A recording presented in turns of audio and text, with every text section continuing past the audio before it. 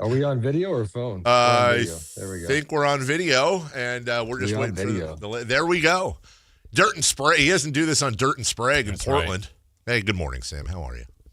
Good morning, guys. Doing lovely. How are you? Great. It's coffee time. Is it coffee time? The old Keurig working overtime? Yep. Yeah, okay. Yep. Yeah. Nice athletic hoodie right there. Well done, Sam. I am a company man. Sam's opening up the fridge to get creamer, I assume. And is it hazelnut or French vanilla? I don't think you closed it properly. Yeah, you got to close the fridge, dude. You're letting It's almond creamer. Almond cream. Oh, that's okay. Very fancy. All right. Putting nuts in your coffee. All right. Sam Amick. All right. YouTube guy, you can tag it right now I'm uncomfortable. as the basketball talk starts. Jimmy Butler, ACL, always sucks. Hate that. Hate injuries. But business does go on. And the natural thought, at least in my brain and I think a few others, is, with a couple of things here and there, DeMar DeRozan for Jonathan Kaminga works quite well, or even Zach LaVine and DeMar DeRozan for Jimmy Butler's contract, which has a year left on it, I believe. And Jonathan Kuminga also works well. What, if anything, are you hearing about, renewed, continuing talks with the Kings and the Warriors? Honestly, like always, I could be missing something. Nothing on that front. Yes, you can jump into the trade machine and some of that makes sense. But, the Levine one, I have not inquired about. I probably should. The DeRozan one, I was a little surprised that the immediate feedback was probably not. I don't know exactly how the Warriors see it. It was more on the DeMar side that was not one that was necessarily seen as a good fit. So, I don't know that the Warriors even know what they're going to do. Mike Dunleavy made it clear, the other day in his presser that he wants to see how this looks for a while. I mean, Jonathan being out there was obviously a change, and scoring 20 plus points in 21 minutes. And, I don't know. They are a whole lot farther away from their goal now than they were before the injury. So they got a new calculus. Sam, how about Kaminga's perspective here? Because I seemed reluctant to sign. He did sign. I think he has been verbal at times of wanting out of there, and then had 9 straight DNPs, and I think that would have continued had we not had the Jimmy Butler injury. He does play. He did play pretty well and produced in the amount of minutes he played. What do you think he thinks of the organization? I mean, does he still want to be there in 2 weeks? No, I definitely don't think he does. I mean, I was curious if he was going to play, you know what I mean? Like when they needed him, if he was going to go ahead and kind of take his ball and go home, that would have potentially become a players union league issue. And he didn't do that. But no, I mean, the animosity in that situation remains pretty high. His agent obviously continues to take the discussion publicly. And you could argue that he was responding to the Mike Dunleavy press conference. And if anybody listening didn't see it or hear about it, his agent, Aaron Turner, had tweeted out basically a kind of a sarcastic response to Mike Dunleavy's quote about supply, or not supply and demand, but just the lack of demand for Jonathan. But it's just, become a mudslinging contest, which is not ideal.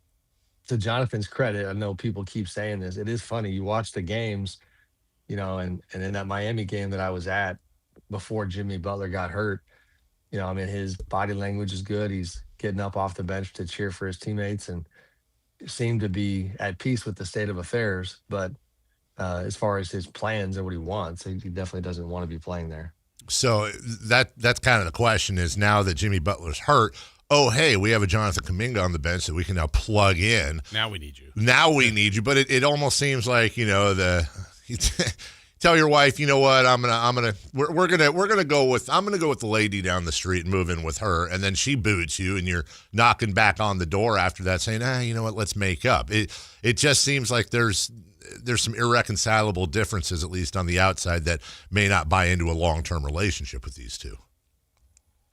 I agree, and I'm going to sound, maybe it's because the coffee hasn't kicked in yet. I'm going to sound grumpy in the morning. Like, too bad. Like, Yeah. like, Yeah. you know what I mean? Like, Yeah. I think I'm a little bit on. I'm gravitating towards again. If people didn't see it, the Brian Windhorst energy from the other day when on ESPN, Wendy kind of lost his mind and was just like, I'm paraphrasing, but like, I'm done talking about a guy who Yeah. has not accomplished that much.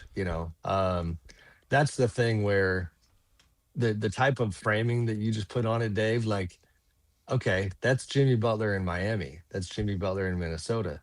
That's to an even greater degree Giannis Antetokounmpo in Milwaukee. Um, that's the caliber of player that gets that kind of treatment. Um, I think in retrospect with Jonathan, the more I've looked at it, it's like, man, and I might write this here, soon potentially, but like, he had an avenue to come join the Kings for less money last summer, and that deal likely would have gotten done, and he would have been playing all year long, and that's the one where he would wind up making roughly $15 million a year instead of 23. So I get it, but like, you still willfully chose to go back to an organization that you knew Yeah. wasn't really that excited about your basketball contributions, and should not be shocked that this is the way it's gone. Sam Amick from The Athletic joining us. Sam, kind of same team, and we just mentioned him, Jimmy Butler. I mean, that's awful injury. Hate to see that. Hate to see a season being done. But they brought him in, and they were doing some pretty special things last year until Steph's injury in the playoffs. They want to win this thing. It doesn't look like they can, specifically without him. Do they look to shop him being probably one of their bigger chips that they have?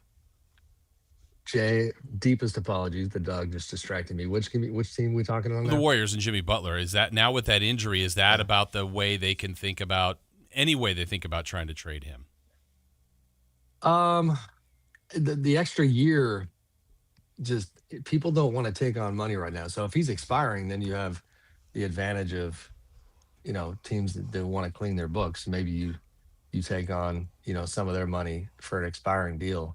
I just don't know, what the incentive is going to be for teams to do that, because if you actually are interested in Jimmy the player, like, that's a huge gamble. You don't know, A, if it's going to cut into next season, B, what he's going to look like when he returns. If the example you guys brought up earlier, if the Warriors were head over heels for Zach LaVine, then that makes sense. So if the Kings, though, it's it's the same financial challenge. So I don't know. I don't really see it. I think they're going to look at everything. If you're Milwaukee, let's say the Warriors want to go ahead and take that big swing on Giannis. What does that do for Milwaukee? It's the same contractual situation as Giannis's deal. Giannis can opt out 2 summers from now. So that's why they're in such a pinch. I mean, it's suddenly in the territory of the Bucks having Damian Lillard's dead money on their books. It's and I know that's not a very sensitive term, but like, that's what it's become. Mm-hmm. Sam, you mentioned that most teams don't want to take on salary. If we look and relate this to the Kings, I'm sure they'd like to move Sabonis. I'm sure they'd like to move LaVine and maybe even DeRozan, but all of them to some extent, DeRozan the least, has money into next year. Well, how much of a challenge then will it be for the Kings? Do you think there's any possibility they can move any of those three? I mean, of course there's a possibility. I just continue to not hear a lot of noise. In fact, Dave, what were you alluding to before we hopped on as far as Sabonis and Raptors chatter? I just something new today? Nah, you just heard just a renewal. You've heard, and I saw it again today. And I try not to pay attention to the aggregators, but there has been some chatter that there's been talk about Sabonis to Toronto, probably with R.J. Barrett as a target for Scott Perry, and it lends to the idea we were wondering with Sabonis coming off the bench for 3 straight games, sitting last night. And then now you have the emergence of Maxime Reynaud, Dylan Cardwell, and he's one of the big 3 contracts with LaVine and DeRozan, and are maybe the most tradable out of the 3. I don't know. So it was nothing crazy. No, I mean, that's and I've written about it a little bit. That's substantive in terms of Toronto having interest. I don't know if they've inquired. I don't know if it's moved forward at all. I'm actually happy you shared that, though, because it's interesting, just as a little colorful side note. I saw Scott Perry at the game last night and chatted with him a little bit, and he actually broke off from saying hello to go have an incredibly warm interaction with RJ Barrett Mm, before that game. And it really struck me that, like, man, RJ, like, Scott drafted him yeah. in New York, and that's always a meaningful thing. But my goodness, like, if you didn't know any better, you would have thought they were actual family. I mean, Mm. RJ's level of excitement to see Scott was through the roof. So that kind of got my attention a little bit. So, we'll see. The Raptors in general, they're interesting because I kind of love this. There had been a lot of chatter about their GM, Bobby Webster, who, was promoted after Masai Ujiri was Hmm. kind of shown the exits. And there was this, rumor or chatter going around that Bobby was under a lot of pressure to do something big trade wise right now because he didn't have a contract after this season. And admittedly, I was trying to make sure that was all accurate before I, thought about reporting it. Well, a local reporter who's very good, Michael Grange from Sportsnet, put out a story that just flat out said, okay, this is what people around the NBA are saying about Bobby's situation. But in reality, he's talking to the team about a multi-year extension. He's not under great pressure to do a big deal. So, I Yeah. love that kind of reporting where he just clarified it. Point being, whether it's Sabonis or, before he got hurt, Anthony Davis, even heard they might have kicked the tires on John Morant, that, like, Toronto like, has everybody thinks they've been thinking big, and it's still a little bit unclear, as it relates to somebody like Sabonis. Like, are they gonna really take a shot at something like that? But it feels like they're looking at higher profile guys.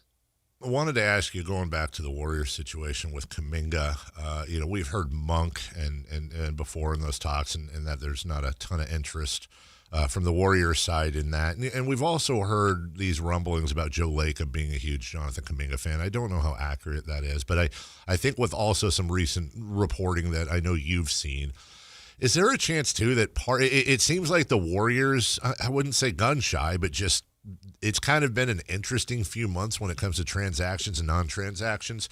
Could this have anything to do with some questions about Steve Kerr returning next year? Man, Jay, he just took me for a ride there, didn't I he? did. Just Thank in you. and Yeah, out of, yeah. little roller coaster. We did the loop-de-loop. Yeah. Well, I'm not going to lose the first punchline that I was going to throw your way, which is, Jason, since he likes to give me a hard time about having two athletic Yeah. subscriptions, I can throw it back at him and say, Crap. maybe read the Kaminga story Damn from it. last week where it detailed how Joe Lacob's, it's not that he's off Jonathan Kaminga, but his level of anger and frustration about this situation, it was in that story that it is on, it has been pretty high. So they have pushed, the Warriors have pushed back pretty hard, and I've got firsthand knowledge of this, that it's like, oh no, the love affair is over in that regard. Now, when he scored 20 plus the other night, Hmm. Joe jumps out of his seat. He was Right. excited, so everybody saw that. Um, the Kerr dynamic, Logan Burdock from The Ringer, our buddy Yeah. over there, uh, had reported the other day that assistant coaches on the team were basically planning their next, spots, Yeah. which at times can be a sign that that's what's coming. That is worth sharing and interesting. It's also fascinating because not that long ago, I was hearing the exact opposite, that assistant coaches were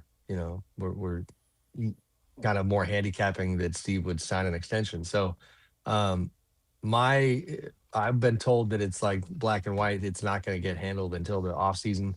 They're not going to have clarity during the season. So, we'll keep reading the tea leaves.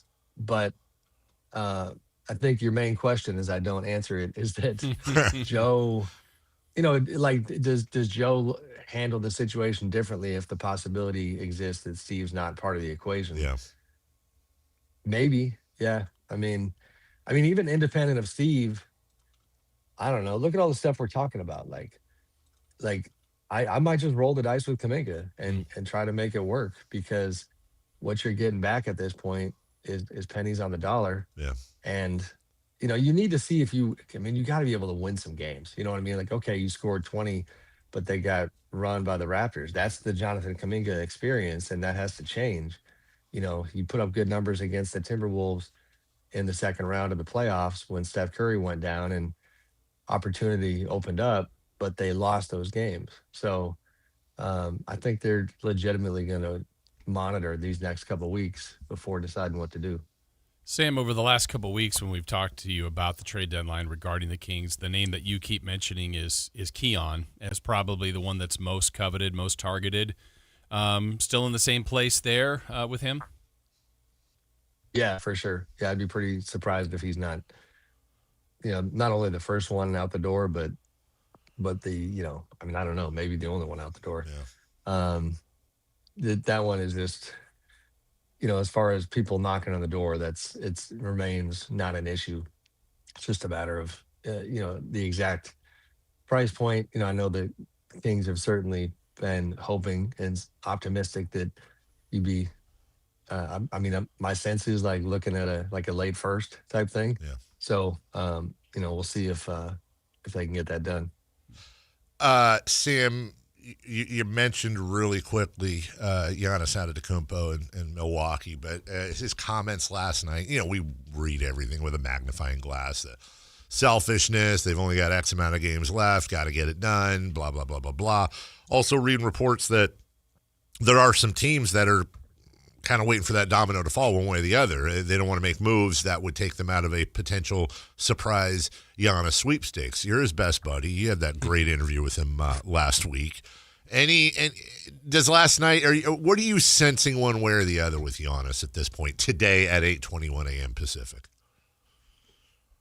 Yeah, I mean, he does continue to show angst, and it's funny because like the second that that our conversation, was like a breath of fresh air for Bucks fans, like, then on the back end of that, he gets booed. He boos back. Yeah. He expresses his frustration with being booed. He talks openly about how I'm the villain, even to the home fans. And it's like, oh, okay. Well, this is exactly the type of stuff that people, that's like in the playbook for like before he pushed his way out. He says he won't do that. I take him at his word that that's still the case. But, yeah, his comments last night, they're just not a good team. So I think he's having to come to grips with the fact that, his hopes and aspirations are not going to happen this year. And really, there's not a lot of reason to think they're going to happen going forward. So you're correct about other teams. Miami came through town the other day, and I got a sense for things. John Morant would like to play there. It seems like that interest is not being reciprocated. And, teams like Miami and even honestly, Toronto is another good example. We just talked about, like, do you keep your powder dry? Because, people see Giannis as a significantly better option than some of the other names we've been talking about. So looking at it from the inside out, then if let's just assume, Giannis isn't going anywhere. Again, back to the Kings, we've heard whispers, and this is where I don't know how much substance there is here, but the tires have been kicked on Zach LaVine by the Milwaukee Bucks. Whether it's LaVine or not, if the Bucks decide to not trade Giannis, do you think John's move over there would be, okay, well, we're not going to trade him out, let's bring him some help? I know they're limited a little bit, but do you see them being active one way or the other depending on that decision? Yeah, I still, I've got a good feel for John and his style. And, quick context. I mean, this is a guy that literally helped Giannis learn how to drive when he came over as an 18-year-old. And, and has been through this whole journey with him. It just feels like John is a ride or die type mentality. Like, I'm not quitting this guy right. until he quits me. And that, I think, leads me to believe he is going to continue to try to add to the roster. The Zach stuff is real, but the list of Bucks targets is pretty long. They also have been reluctant to, teams would love to get their hands on Ryan Rollins. They've got I don't want to get it wrong. I think it's a first. I think it's 2030, 31, something like that, could be in play, but people tend to think that they're just not going to touch that pick. So they are limited, and they are kicking the tires. People are still trying to figure out how far away they are from actually moving on something, because it doesn't seem like they've been, actively trying to get something done. Gotcha. All right, that's Sam Amick. And you can read him, as I do, at the Athletic, not once but twice for 2 subscriptions, and so much more. And Sam, stay Maybe tuned. try 3 times. Yeah, maybe. Might need to go 3. Third time's a charm. Stay tuned. Get your pen ready, because as soon as we hang up with you, Doug Christie will join us. So, let's go. yeah, we'll see if let's we can go. break Say some- hello to the head coach for me. I sure will. We will talk to you next week. Have a wonderful weekend, my man. All right, boys, be good. Thank you. Take care. That's Sam Amick of The Athletic. We will take a quick break. We want to be on time for the head coach of your Sacramento Kings, Doug Christie. He joins us next. 2 new voices join the midday